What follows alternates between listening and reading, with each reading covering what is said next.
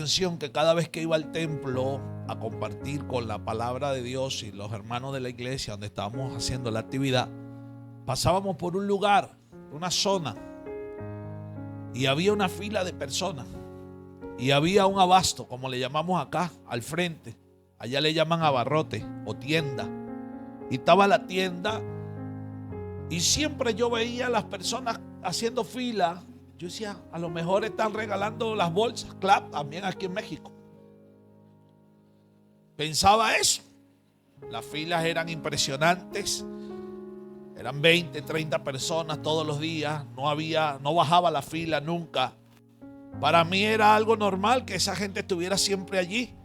Pasé 3 días viendo la forma de cómo hacían fila en la mañana, el mediodía, en la tarde, en la noche. Y una pregunta me vino a la cabeza y le digo al pastor local: pastor, una pregunta, ¿por qué esas personas siempre están haciendo fila? ¿Hay algún beneficio gubernamental en la tienda, en el abarrote, que siempre están haciendo fila? Y me dice: no, pastor, esa gente no está haciendo fila para la tienda. Esa gente está haciendo fila para comprar estupefacientes, para comprar droga. Me quedé impresionado. La tienda vacía, nunca había fila en la tienda adentro, sino afuera, al frente de la tienda. Y era para comprar. Habían gordos, flacos, jóvenes, niños, mujeres, ancianos, adultos, de todo índole. Había gente haciendo cola para comprar droga en ese lugar de Nayarit, Jalisco. Y es algo que nos llama la atención de cómo una sociedad se va deteriorando cuando la fe, de alguna manera, aunque creamos que existe Dios, aunque creamos que Dios existe, tenemos debilidad en nuestra fe. Porque de alguna manera no estamos enfocados en lo que realmente Dios quiere que la comunidad y la sociedad y la humanidad esté enfocada. Amén. Esa es la realidad mexicana. Ahora la pregunta que yo hago en esta mañana: ¿a cuánto le gusta que Dios le hable? Permítame hablar la palabra de Dios. Voy a ser rápido por el tiempo, pero quiero que por favor usted reciba lo que Dios nos trae hoy. Amén. Vamos a ubicarnos rápidamente en las Sagradas Escrituras, en el libro de Filipenses. Todo ahí activo. Pam, pam, pam, pam. Yo suelto candela y ustedes ahí también, en el nombre de Jesús. Filipenses capítulo 3, verso 7. Y usted está dispuesto a celebrar. Usted está dispuesto. Si el que está al lado no le gusta que usted celebre, usted le da un codazo y le dice: si no te gusta como adoro, apártate. Hoy vine a adorar, hoy vine a recibir, hoy vine a conectarme, hoy vine a hacer algo de parte. Hoy Dios va a hacer algo conmigo. Amén. Dígale al que está a su lado: hoy Dios me visita. Filipenses capítulo 3, verso 7. Usted lo lee conmigo en el nombre del Padre, del Hijo y del Espíritu Santo. Gloria a Dios por lo que dijeron amén. Padre, Hijo, Espíritu Santo. Pero cuántas cosas eran para mí ganancia y las he estimado como perdidas por amor de Cristo. Y ciertamente aún estimo todas las cosas como perdidas por la excelencia del conocimiento de Cristo Jesús, mi Señor, por amor del cual lo he perdido y lo tengo para ganar a... Puede tomar asiento. Mi hija habló y ustedes lo conocen, lo tienen, el nombre del tema está ahí pegado a la pared: camino al propósito. Ese es el tema que nosotros hemos ido llevando en cada una de las iglesias que nos han dado la oportunidad de presentar nuestro proyecto misionero, a donde vamos, a México, y se llama así el tema de hoy: camino al propósito. Y hay algo que quiero que entendamos, que muchas veces conocemos mucho la ley. Muchos conocemos la palabra de Dios, pero muchas veces poco conocemos al legislador de esa palabra. Muchos tienen títulos, idiomas, posiciones, pero no está en lo que nosotros podemos tener. Que lo que perdemos todo realmente, cuando perdemos todo lo que nosotros podemos obtener en cuanto a ideales, en cuanto a conocimiento, cuando nos encontramos en ese camino, a veces perdemos todo, y a veces Dios lo permite porque tenemos que tener en conciencia el sentido de nuestra existencia, que no depende de lo que yo tengo, lo que yo porto, sino que todo lo que depende es lo que sale del propósito divino que Dios ha trazado para nuestras vidas. Yo quiero que en esta mañana podamos nosotros conocer qué sucede cuando ando camino por el camino correcto. Cuando camino por ese camino que Dios ha trazado para mi vida. ¿Qué sucede cuando yo paso por el camino correcto? Y algo que yo entiendo, que cuando ando por el camino correcto siempre voy a tener un encuentro con aquel que me llamó. Siempre voy a estar caminando y voy a tener ese momento donde se me va a revelar aquel que tiene propósito para mi vida. Cuando ando por el camino correcto, lo más importante no son los conocimientos, sino esa relación que yo pueda tener con aquel que me llama. ¿Y por qué le hablo esto? Porque para hablar de este servicio misionero y hablar de camino al propósito, tenemos que hablar de un misionero.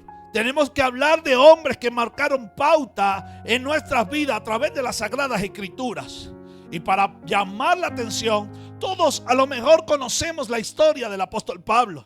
Un hombre que era conocedor de la palabra de Dios. Conocía la ley.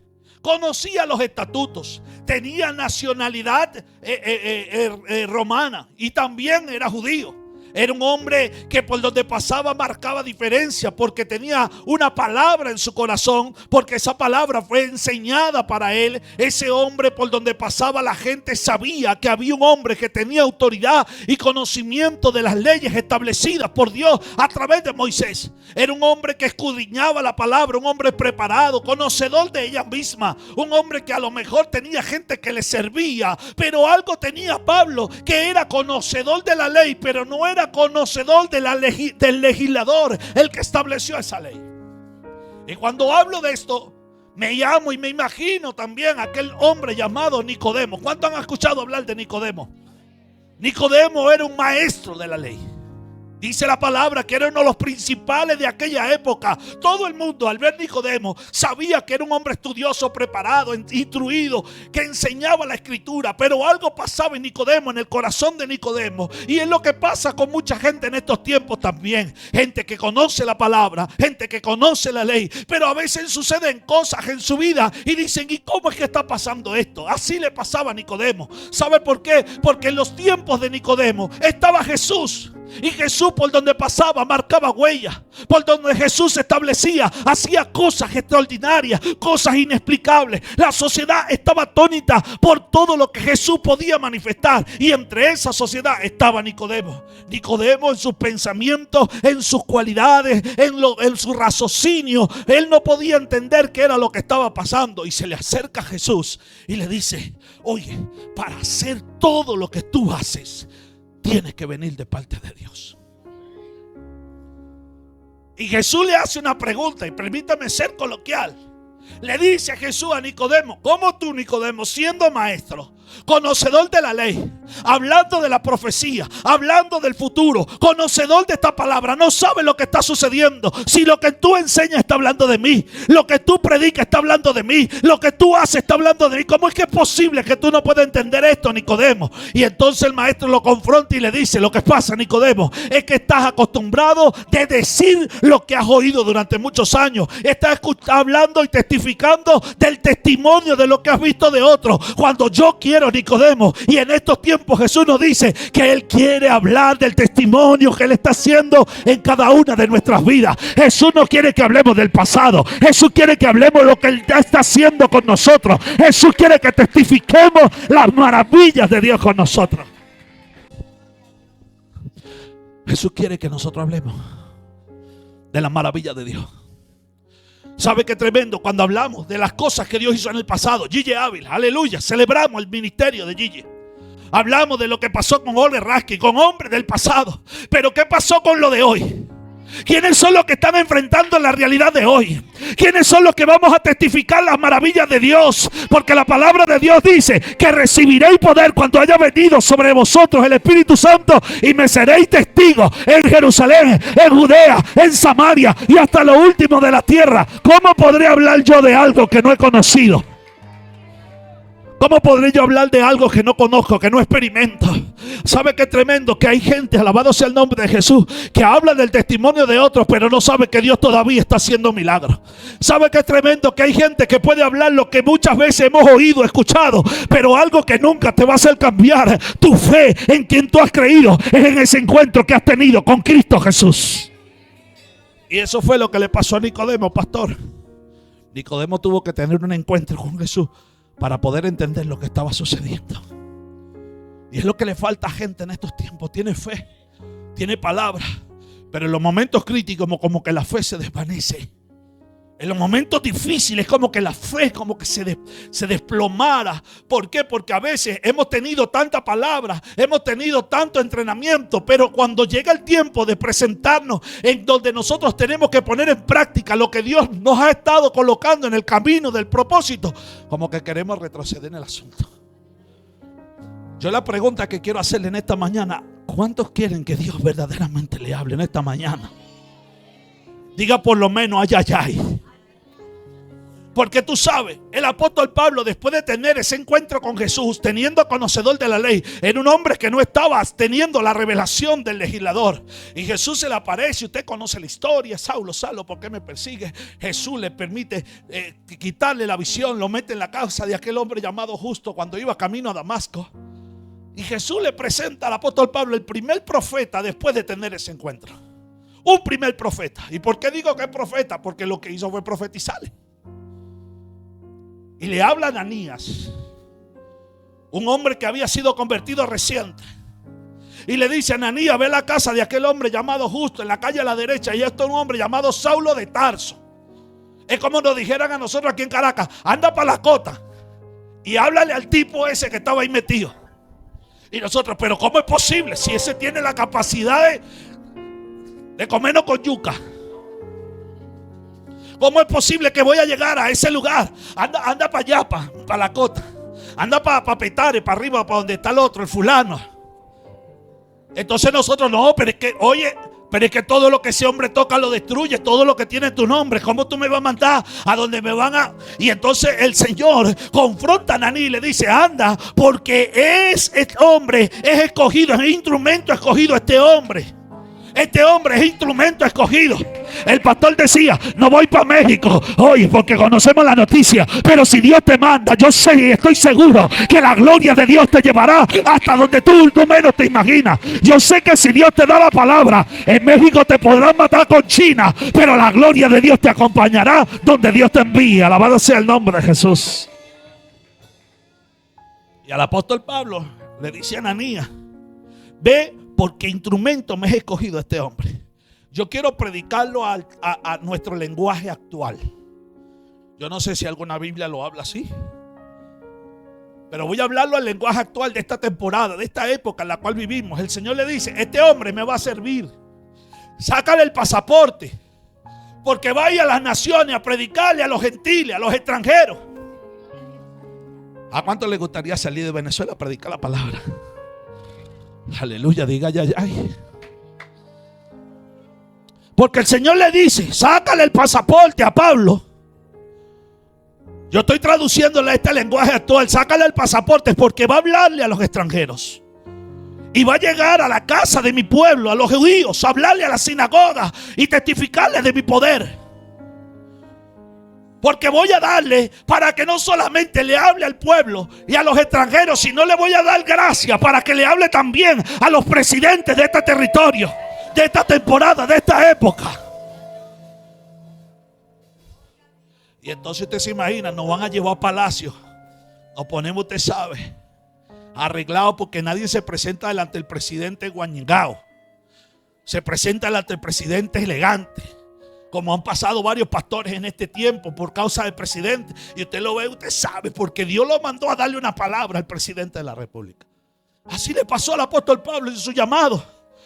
Después de haber tenido el encuentro con Jesús, le manda a Ananías y le da esta palabra, pero le dice lo último. Y es por eso que yo le digo: diga ay, ay, ay. Porque le dice: porque yo le mostraré cuánto le es necesario padecer por causa de mi nombre. Y es a donde el asunto como que se nos engorrosa. ¿Por qué? Porque queremos que Dios nos use, queremos hablarle a mucha gente, queremos que Dios manifieste su gloria. Pero cuando se pone el asunto difícil es cuando nosotros decimos: ¿será que Dios me llamó? ¿Será que Dios puede hacerlo? ¿Será que yo puedo llegar?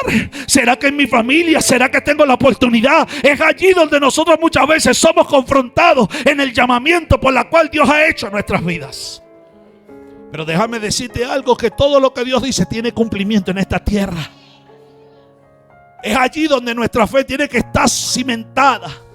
Porque dice la palabra que donde Pablo llegaba le predicaba a las sinagogas, le predicaba a los judíos. Y no solamente a los judíos, se llegaba a predicarle a los gentiles, a los extranjeros. Por donde él pasaba, Pablo manifestaba la gloria de Dios. Ahora la pregunta, ¿cómo le habló a los presidentes de la época?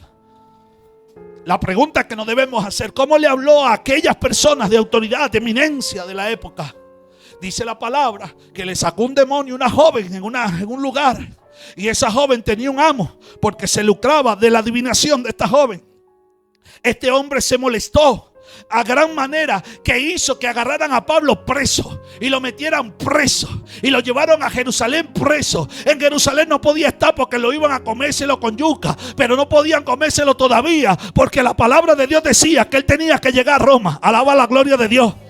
Entonces dice la palabra que estando allí en preso lo llevan a Cesarea. Y en Cesarea, donde él vivía, donde estaba preso, gobernaba un hombre llamado Félix. Y estando ahí con Félix, le predicaba la palabra al primer gobernante. Alabado sea el nombre de Jesús. Estando en condición de preso. Pero estando en condición de preso, hubo un hombre llamado Agripa. Lo conoce la gente como el rey Agripa. Él dijo, no, hay cosas que este hombre está diciendo, que tiene la comunidad estableciéndose, tiene la comunidad enardecida, tiene la comunidad atenta.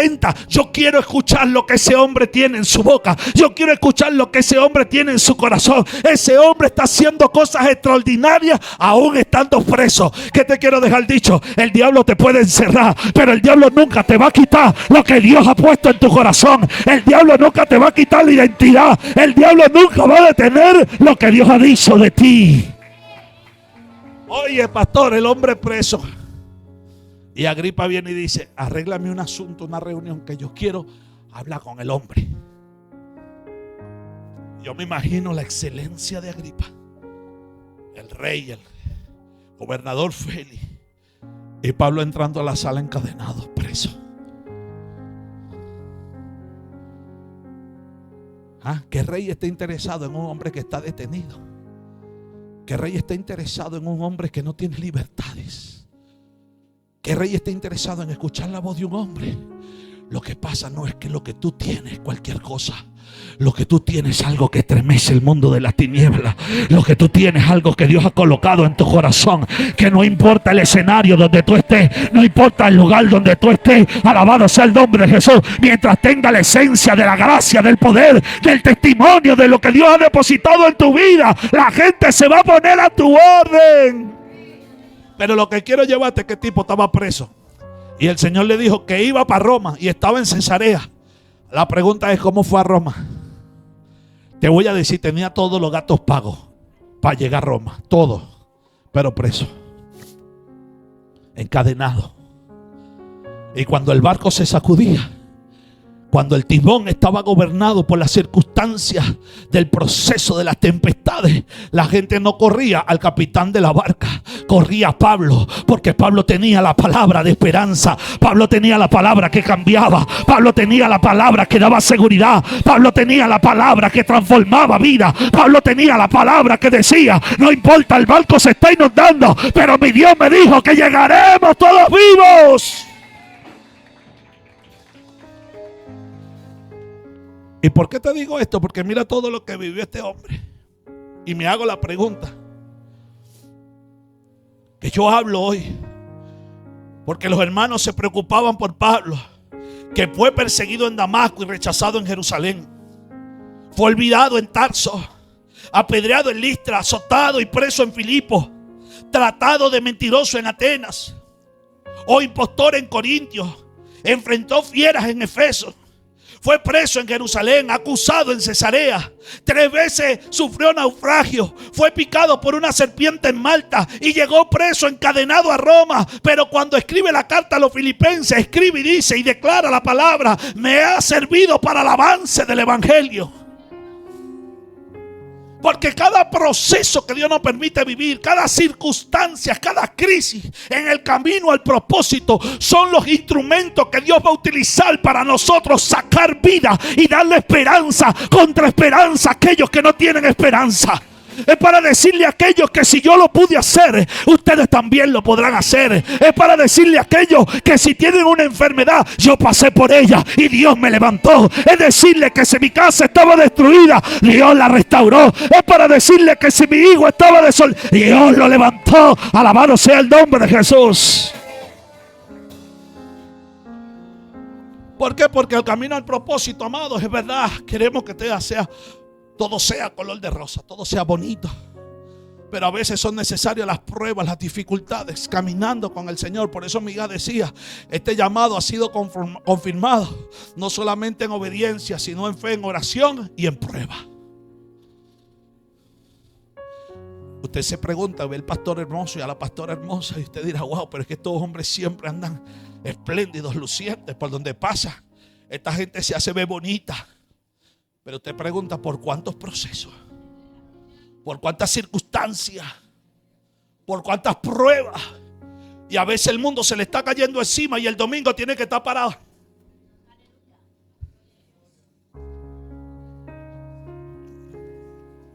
Usted sabe, hace 3 años yo fundo la iglesia Casa Ágape acá en Caracas, Venezuela.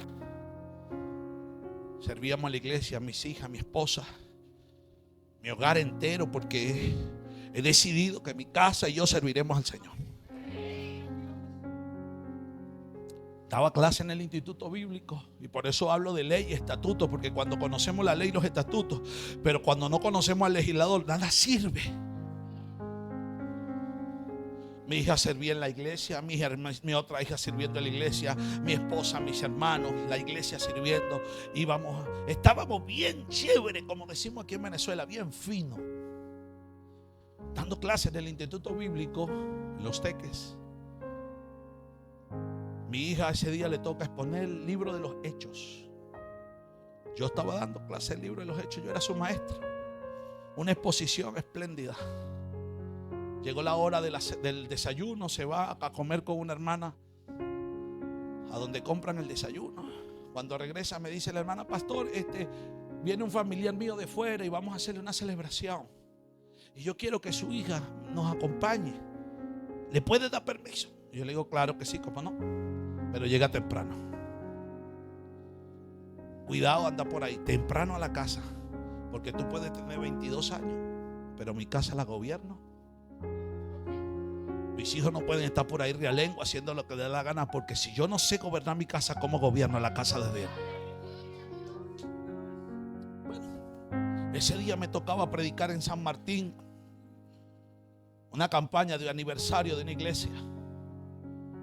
Y después subí al Junquito a un encuentro en el Junquito a predicar, porque el domingo tenía bautizos en la iglesia. Me voy, la dejo en el instituto, me voy a predicar mi campaña aniversaria en San Martín y luego agarro el carro y me voy al Junquito a predicar en el encuentro que teníamos arriba. A las 11:30, 12 de la noche me llama mi esposa y me dice, baja a la casa urgente, porque la niña, la que ustedes vieron predicando ahorita aquí, hablando del proyecto misionero, la que adoraba a Dios, la que estudiaba en el instituto, la que estaba formada para poder servirle al Señor, se acaba de cortar las venas, se intentó suicidar y llegó herida a la casa. Y yo necesito una emergencia, llegó a la casa, una crisis llegó al hogar, una circunstancia difícil. Agarro mi vehículo, llego a la casa y cuando llego mi hija sepultada, callada, no quería hablar. Le pregunto, ¿cuándo sucedió eso? Nada decía.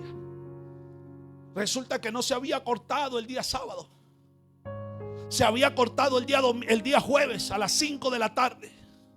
Y pasó el viernes, el jueves cortada, el viernes cortada, el sábado exponiéndome en el instituto bíblico cortada. La herida era grandísima. Los doctores se preguntaban, ¿y cómo no se le infectó el brazo? ¿Cómo no se le cortó el brazo? ¿Cómo no se le va a amputar el brazo si no tiene infección? Cuando ella puede reaccionar y hablar, llega y dice: papá, yo esperaba que la muerte me visitara. Mi brazo no botaba sangre. Yo pensaba que me iba a acostar a dormir y iba a amanecer muerta. Y cada día que me levantaba, volvía y veía: oye, estoy viva, ¿qué está pasando? ¿Por qué no me muero? La herida era garrafal en sus brazos. ¿Qué pasa, pastor, cuando un hijo está pasando esa necesidad en el hogar? ¿Qué pasa cuando tu hijo está pasando una necesidad? ¿Cómo puedes ministrarle a la iglesia? ¿Cómo puedes hablarle a la iglesia? ¿Cómo puedes expresarle la fe que tú tienes de Dios a la iglesia? Si tu corazón está destruido, hay proceso, hay dificultad para poder seguir haciendo la función y la asignación que Dios te ha entregado. Entró la desesperación en casa. La situación fue terrible. La casa se desbarataba porque había una hija que se estaba muriendo. ¿O qué padre se siente bien cuando su hijo se está muriendo? Por una enfermedad, por una situación de droga, por rebeldía. ¿Qué padre? Y podamos seguir nosotros. Sí, vamos a seguir sirviéndole a Dios. No importa, mi hijo se está muriendo, pero yo sigo. Es una confrontación emocional que tiene tu vida. Y entonces llega la locura de Dios, amado Roque. Y me llama un profeta dominicano y me dice: vente a Dominicana, que Dios me dijo que salieras del huracán. Y yo le digo: pero que tú estás loco. ¿Cómo tú crees que yo voy a salir a hablar de Dios en Dominicana si mi casa está destruida? ¿Cómo tú crees que yo voy a dejar a mi familia en estas circunstancias que estamos viviendo, cuando necesitan el apoyo de un hombre, de una familia? Y él me dijo: así me dice Jehová, vive Jehová en cuya presencia estoy. Y me dice: sal, porque Jehová cuidará de lo tuyo si tú te encargas de lo de él. Hablo con mi esposa, es algo increíble. Oye, vamos a preparar un viaje que me voy. La hija muriéndose y yo me voy, mujer. Pero yo sentía que Dios iba a hacer algo. La primera semana que tengo un viaje no era de 2 días, eran 2 meses estar en Dominicana. Y cuando llego la primera semana, Dios envía a la persona idónea. Porque cuando andas por el camino correcto, Dios siempre va a enviar a alguien para darte una palabra que pueda llenar tu vida, tu corazón y tu mente. A Pablo en el proceso ciego le mandó a Ananías. Y yo sé que en cada proceso que tú estás viviendo, Dios siempre va a usar a alguien para que te dé una palabra que levante tu fe, una palabra que te haga recordar que no estás solo, una palabra que te va a decir que Jehová pelea por los tuyos, una palabra que va a transformarte. Y el primer día, en la primera semana, me invita un pastor que no conozco a una reunión, a un café. Y estando en ese café, me siento en la mesa con 4 pastores más. Y el pastor me agarra los brazos izquierdos y me dice: ay, hijo, llorando, yo sé que tu hija tiene un carácter difícil, pero Jehová te dice que en un año te la levanta. Wow, qué palabra. Usted sabe Popeye. ¿Cuántos vieron Popeye? Se comió la espinaca y pacatán.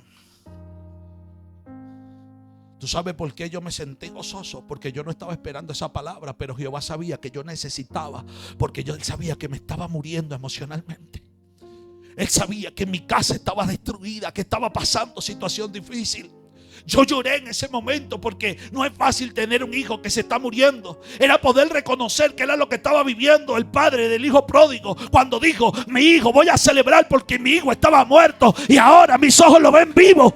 Era entender lo que Dios estaba tratando de transmitir con eso. Y llamé a mi esposa, amado, y le dije: mira, mujer, compra la soga, dale el ticket del metro y ábrele la azotea, que se tire, que se ahorque o que se lance al metro, pero no se va a morir. ¿Sabe por qué no se va a morir? Porque Él me dijo que en un año la levantaba. Él me dijo que en un año la levantaba. Jehová me dijo que en un año la levantaba. ¿Qué te estoy diciendo? Tu proceso tiene fecha de caducidad. Es necesario el proceso. Pero si Dios te da una palabra, sigue caminando por el camino correcto y confía que lo que Él ha dicho se establecerá en tu vida.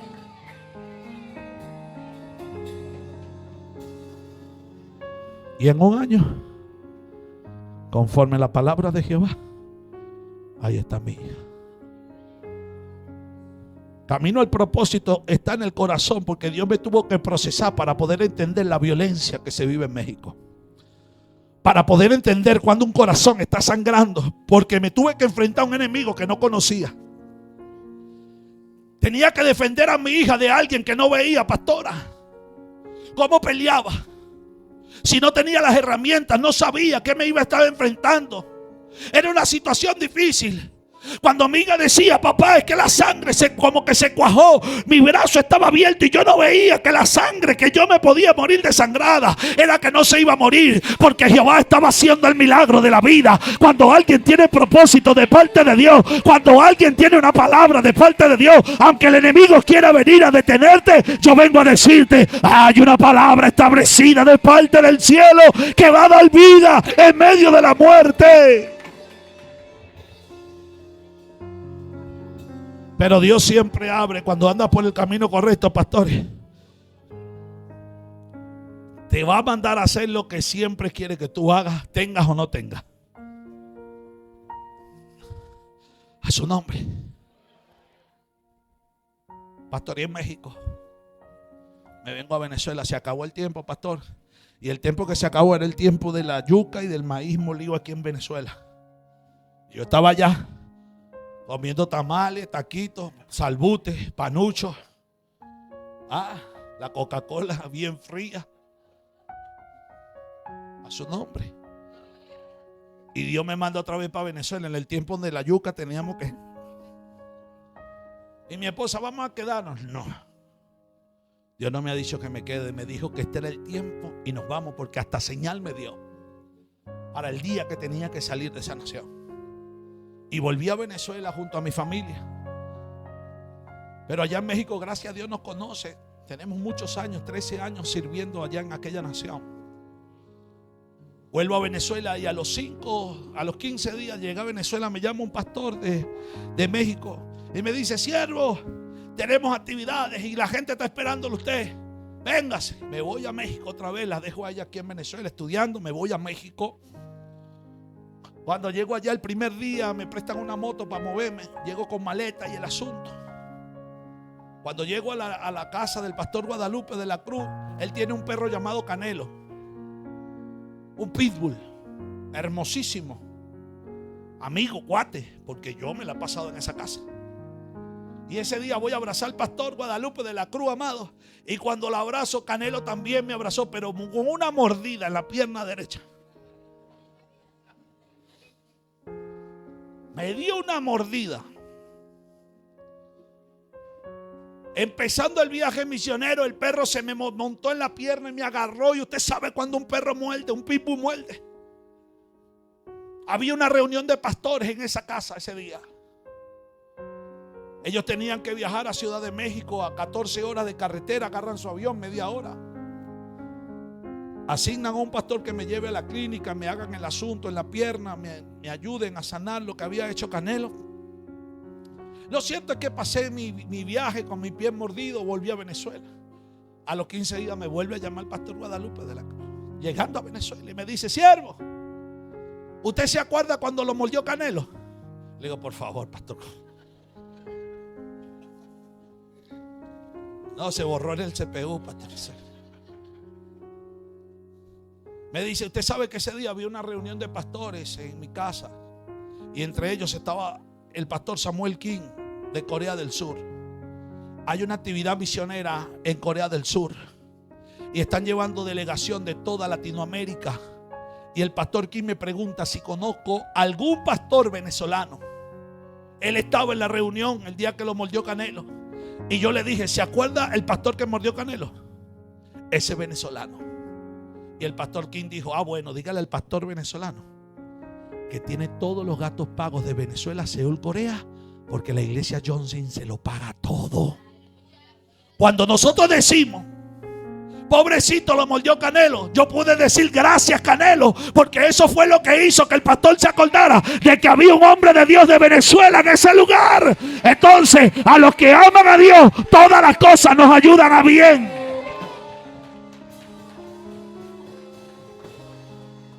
En el proceso todavía. Pero después, gloria a Dios, un pasaje ida y vuelta para Corea del Sur, pastor. Me quedan 8. Agarro mi avión y siempre pasa algo, pastor. 5. Ok, listo. Pastor, ¿sabe qué pasa cuando salgo de Venezuela? Siempre Dios me prueba. Nunca hay nada. Tengo que salir con los bolsillos vacíos. Y me voy, pero siempre le dejo arroz, azúcar, harina, leche, carne, pollo a la casa. Le dejo lo que tengo, lo poco que tengo, lo mucho. Toma. Y siempre doy una palabra a mi familia que dice Habacuc: el alma que se enorgullece no es justa, mas el justo por la fe. Y le digo: practiquen justicia, porque esto le puede escasear y yo a lo mejor no vuelva más. Pero la herencia que yo le dejo es que practiquen justicia, porque el que practica justicia vive. Y me voy. Llego a Ciudad de México. Me reciben unos pastores, me llevan a una casa. Había un banquete, amado, como del tamaño de esta sala. Y yo era el único pastor que había llegado. Digo: pastor, todo eso es suyo. Y yo le digo: ¿usted cree que yo me estoy muriendo de hambre? Había demasiado alimento. Al día siguiente me llevan a un hotel. Conozco al pastor de Belice, el de Salvador. Hombres de Dios, de recorrido. Estoy en ese hotel y nos llevan luego a la línea en Aeroméxico, al aeropuerto, en una van. Y cuando llegamos al aeropuerto, dicen por el monitor, dicen: pasajero con destino a Seúl, Corea, le informamos que su vuelo tiene 14 horas de retraso. Oye, qué malicia del diablo, ¿verdad? Pero no se preocupen, la aerolínea se va a hacer cargo de toda su estancia aquí en Ciudad de México. Van a ser trasladados a un hotel, pasen por la taquilla y le vamos a dar 5 tiquetes para comida. Y vamos a pasar una noche y nos iban a dar 5 comidas. Cuando llegamos al hotel, era la Casa Blanca. Yo digo que era una cosa esplendorosa, algo glorioso. Había comida por todos lados. Y yo con los 5 tickets, yo decía: gracias, Canelo. Gloria a Dios. Porque me fui sin uno, pastor. Tenía comida, 5 comidas esa noche. Llego a Seúl, Corea, sin uno. Y el pastor de Guatemala se le ocurre la genial idea de desayunar en un restaurante en Seúl. Y yo sin uno. Y yo me hago el rezagado. Y el pastor: véngase, varones, vamos a comer. Y yo: ay, Dios mío, ¿cómo hago, padre? Y me siento en la mesa: pida lo que sea. Y yo, cuando se va a pagar la cuenta, el pastor se levanta y dice: pastores, tranquilo, yo pagué todo. Yo sin uno, y lo que dije: gracias, Canelo, gloria a Dios. Pero pasaba algo, pastor, que donde pasaba siempre la gente quería tomarse la foto. Yo tenía la camisa de la bandera de Venezuela. Y todo el mundo me decía: Venezuela, vamos a tomar una foto. Y yo: vamos a darle, pues. Por el pasillo, por donde pasaba, todo el mundo quería una foto con Venezuela. Todo el mundo quería. Y los pastores me decían: Venezuela, ¿qué es lo que tú tienes? Eres más famoso, Venezuela, que todo el mundo quiere algo contigo. ¿Qué pasa? Que todos los coreanos, los africanos, los musulmanes, todos los que están aquí, los de África, toda esa gente quiere tomarse una foto contigo, Venezuela. ¿Qué pasa contigo? Digo: no se apure, yo sé lo que está pasando. Que Venezuela está en una crisis y todo el mundo conoce la crisis de Venezuela. Y el estar yo allí era testimonio de lo que Dios puede hacer con un hombre que en medio de la crisis, alabado sea el nombre de Jesús, va a llegar a los lugares donde Dios lo tiene destinado. Porque la crisis no va a determinar el lugar que tú puedas llegar. Lo que va a determinar el lugar que tú puedas llegar es la palabra que Dios sacó de su boca, es lo que Dios dijo de ti, es lo que Dios estableció en tu vida. Uno, foto y el asunto. Yo sabía que era la crisis, porque a Venezuela la gente no la conoció porque había ganado el clásico mundial. A Venezuela Dios la conoció por una crisis. Y tú y yo somos el testimonio que en medio de la crisis Dios sostiene a cualquiera.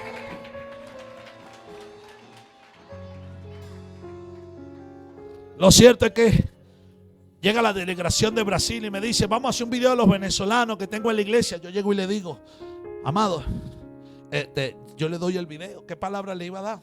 El alma que se enorgullece no es justa, mas justo por la fe vivirá. Es una herencia para cualquier cristiano. Bueno, terminamos la actividad, nos venimos al hotel de la iglesia donde estábamos recibidos allá. Llega a Cuba y me dice: Venezuela, vamos a comer una pizza en Pizarrón. No hay. No te apures, Venezuela, yo la pago. Gracias, Canelo, gloria a Dios. Y usted se ríe, pero quiero que usted analice lo que Dios me ministraba. En Cuba está peor que nosotros. En Cuba hay peores necesidades que las que nosotros tenemos aquí ahorita, o las que teníamos en ese momento. Pero Dios me ministraba, es que yo voy a poner a lo más vil y menospreciado para que te sostenga. No importa, no lo minimices, porque lo que yo hago son cosas poderosas. ¿Quién se iba a imaginar que un cubano te iba a brindar una pizza en Pizza Hut en Corea del Sur? Pero Dios tiene siempre sus piedras y el maná en el momento indicado donde tú estés, cuando andas por el camino correcto. Lo cierto es que nos volvemos. La gente de Brasil quiere un video para que le envíe a los venezolanos. Último día en Corea. Un pastor de México me dice que va a ser voy a donde Guadalupe, en Tabasco. 14 horas de carretera. ¿Te vas en avión o en carretera? Por carretera. Me dice Venezuela, tú eres un trotamundo. 19 horas de vuelo y ahora va a agarrar un autobús. Dame tu pasaporte, yo te pago el pasaje y di vuelta en avión. Gloria a Dios. Gracias, Canelo. Ya tenía el pasaje para volver a Corea. De Corea a Tabasco. Ese día en la mañana, a las 7 de la mañana, a última hora, tocan la puerta de la habitación la gente de Brasil que quería el video. Yo estoy sin arreglarme, sin asearme. Eran las 7 de la mañana, nos teníamos que ir al hotel, al aeropuerto a las 11 de la mañana. El brasilero llega a las 7 y me dice, Venezuela está. Yo compartía habitación con Paraguay y con Ecuador. Abre Paraguay y dice, Venezuela sí está ahí. Venezuela te llama a Brasil. Y yo llego y le agarro. Sí, va, dale, plomo. Salgo. ¿Qué pasó, Brasil? Y viene y me dice el video. Vamos, dale. Y yo le digo, déjame ir a cepillarme. Me dice, no, suelta eso, vente. Cuando llego había un salón doble que había toda la delegación de Brasil. Un anciano junto a su hijo en el medio. Todos uniformados uno al lado del otro. El pastor viene y me dice, Venezuela no está solo. Porque Dios ha ministrado, no es tu necesidad. Venezuela tiene una nación que clama por ustedes, me decía el pastor llorando. Tienes una iglesia que clama porque le duele a Venezuela. El que esté tú aquí es porque Dios te ha traído a Venezuela. El que esté tú aquí porque Dios ha puesto en nuestros corazones lo que está pasando en tu vida, Venezuela. Yo hoy te vengo a traer a este lugar porque Dios nos ha dicho que te bendigamos. Y sacaron dinero de su bolsillo y me lo entregaron y bendijeron mi vida. Y después que salgo de esa habitación por donde yo pasaba, pastor, la gente me entregaba dinero en los pasillos, en las escaleras, en el baño, en el sótano, en el estacionamiento, por todos lados que yo pasaba. Dios me bendecía y me decía el Señor, aunque a ti te esté faltando algo, yo soy el que te sostengo en medio de tu desierto. Que te quiero dejar dicho, amada iglesia, no dependa de lo que tú sepas, no dependa de lo que tú hagas. Para caminar con Dios necesitas tener fe, porque la fe te va a llegar a que tú llegues a los lugares donde Dios ha destinado para tu familia, ha destinado para tu casa, ha destinado para tus hijos, ha destinado para tu nación. Lo que necesitamos en esta tierra es fe, es fe, es fe. Cuando camines en fe, las enfermedades se van. Cuando camines en fe, Dios restaurará tu familia. Solamente fe, nada más. Con esto cierro. El alma que no se enorgullece no es justa, mas el justo por la fe vivirá. Tu casa, tu familia, tus hijos no necesitan. Lo que necesitan es fe. Lo que tu familia, tu hogar, tu enfermedad, tu negocio, lo que necesita es fe. Porque dice la palabra que la fe mueve montaña. Y lo que crees en tu corazón, así como Jesús le dijo a la mujer, no te he dicho que si crees, verás la gloria de Dios.